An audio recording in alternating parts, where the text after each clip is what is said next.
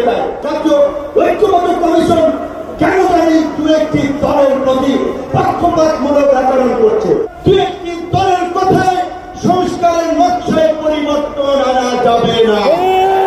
বাংলাদেশে 24-এর গণ-অভ্যুত্থান পরবর্তী রাষ্ট্র সংস্কারের যে জনআকাঙ্ক্ষা তৈরি হয়েছে, শাসনতান্ত্রিক ব্যবস্থার পরিবর্তনের যে রাজনৈতিক এবং জনআকাঙ্ক্ষা তৈরি হয়েছে, সেই আনুপাতিক হারে নির্বাচনের দাবিতে আজকে বোধ হয় কয়েকটি দল ব্যতীত সব দলই কিন্তু এই মঞ্চে ইতিমধ্যে হাজির হয়ে এই সংখ্যানুপাতিক নির্বাচনের পক্ষে তাদের দলীয় সমর্থন ব্যক্ত করেছে।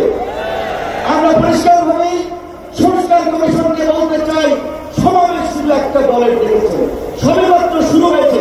ইসলামী আন্দোলন আজকে করেছে, 19 তারিখ জামাত করবে, তারপরে গণ অধিকার পরিষদ করবে। রাষ্ট্র সংস্কার এবং জন আকাঙ্ক্ষার বাস্তবায়নে সমস্ত রাজনৈতিক দলগুলো জনসমাবেশের মাধ্যমে এই সরকারকে তাদের সমর্থন দেখিয়ে দেবে।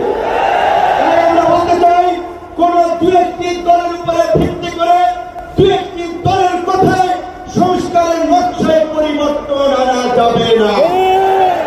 আমি সংস্কার কমিশনে বলেছিলাম, দেশ স্বাধীনের পরে ডক্টর কামাল চন্দ্র বলেছিল, আমাদের নেতা শেখ মুজিব, আমরা তো তাকে রেখে সংবিধান নির্মাণ করেছিলাম, রচনা করেছিলাম, তাকে পাওয়ার করার জন্য।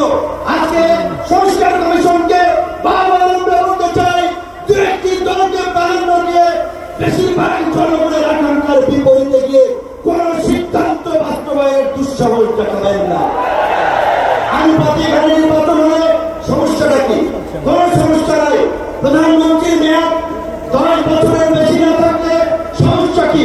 আমরা অত্যন্ত যৌক্তিকভাবে এই কথাগুলো দফায় দফায় আলোচনায় তুলে ধরছি। কিন্তু পরিষ্কার সংবিধান এই সংস্কার জাতীয় ঐক্যমত্য কমিশন কেন জানি দু একটি দলের প্রতি পক্ষপাতমূলক আচরণ করছে। এই পিয়ার পদ্ধতি তাদের নিজেরাই বাদ দিয়ে তারা ঘুরে গেল। পিয়ার থেকে উচ্চকক্ষ নিম্নকক্ষ চলে গেল। উচ্চকক্ষ নিম্নকক্ষ হবে নাকি সমগ্র নির্বাচন পিয়ারের ভিত্তিতে হবে, সেটি রাজনৈতিক ভাবে আগে তোমাকে পৌঁছাতে হবে।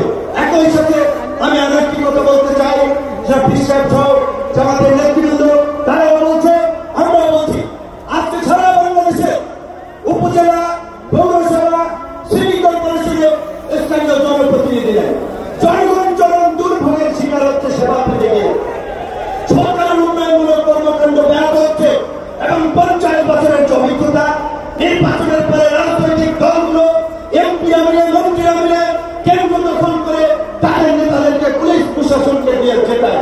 কাজে এই সরকারের আমলে যেমনিভাবে জাতীয় নির্বাচন হবে, একই সাথে অনতিবিলম্বে আমরা স্থানীয় নির্বাচন আয়োজনের দাবি জানাচ্ছি।